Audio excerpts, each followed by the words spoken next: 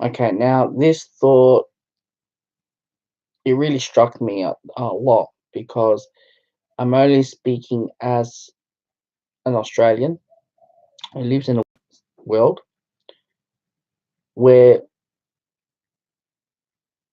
we are so heavily rely on this individualism lifestyle, and as well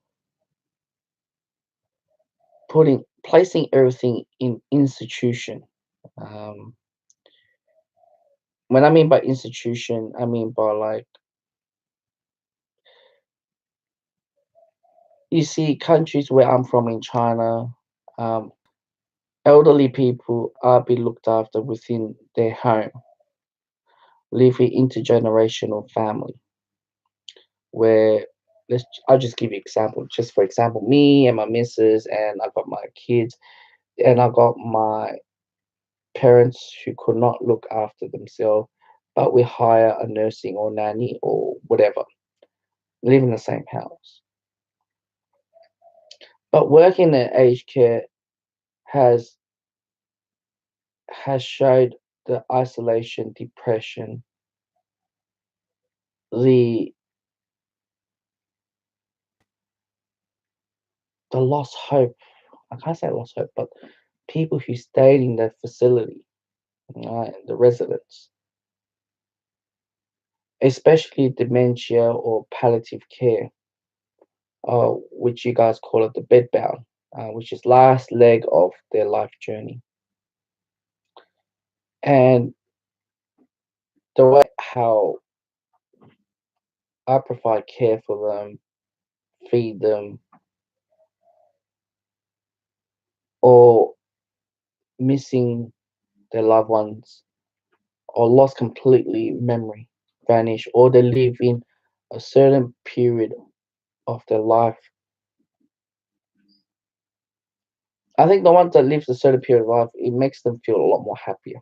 If their time, so those who does not know, those people who live a certain period. So, for example, if I was a 90-year-old man, and when you have uh, any disease or any memory loss disease, uh, you will live in a certain period of your life's timeline.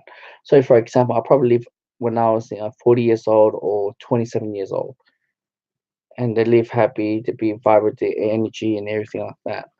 But those who are memory loss and wanting to have their partner back, not knowing maybe their partner's passed away or they relive that moment. It can be good, it can be bad. They might say, "Oh, where's their husband or where's their daughters or where's their family members or where's their home? Oh, I want to go back home." And it really, really struck you really hard because you have to constantly tell them and you have to lie to them saying that, oh, they are coming. And that to me, it hurts at the beginning. And it's not that they completely lost their memory, but some of them, they speak like me and you.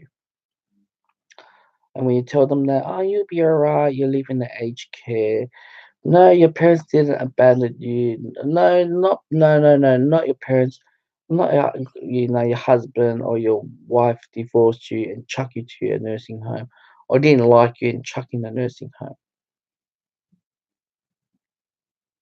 And that made them feel that way, even though they couldn't remember or didn't know why their parents or why they in that in the first place. Even if you explain to them over and over again, it actually hurts to see that because it's a way us workers we have to shift around because we have a high ratio of working with the residents. But it makes you feel like, wow, I just couldn't imagine myself being 80 or 90 and get that and saying, where's me mum? Where's me dad? Where they already passed away, it makes sense, but where's my kids or where's this? And feels like you're abandoned. And this is the part that the individualism is far from different from collectivism. Even though collectivism, especially towards the tribal collectivism, who has look after their family members, and it's a natural instinct for those who go to the aged care wanting to go back home. They are sick and tired staying in the same place because of X, Y, and Z.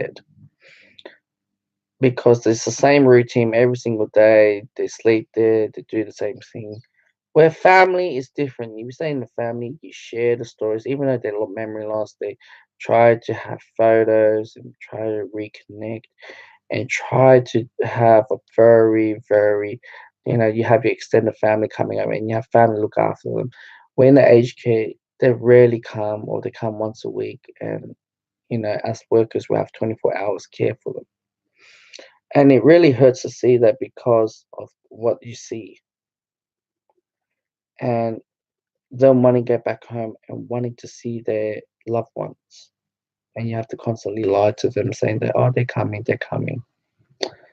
And that's reality of life. And I started to realize you should live the best time you should live the fullest is before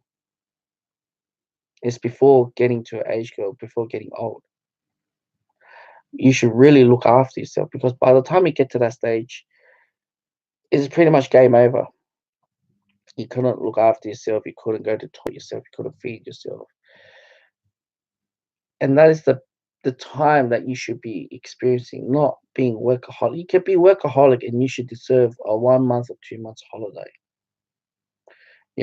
Something like that. Because I don't think life is like, you only live 21 once in a lifetime, 20 like, once in a lifetime, 30, 40, 50 once in your lifetime, or 25 or whatever age it is. You only live that once in life. Once you pass that age, that's a new number. And if you keep repeating, and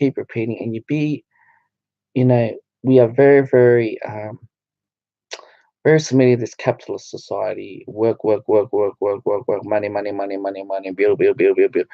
And it's nothing like what is the meaning of life after that? And working at HK made me really look into even further, saying that, well, I do understand, I do want it to live abroad, don't get me wrong. But like, see that where that experience where it heads to. It's unbearable what these residents have to think, feeling that they'd be feeling being abandoned by their family. That's what I'm trying to say. I guess what it has taught me, what has learned, is to be happy because everyone dies differently, but there's categories.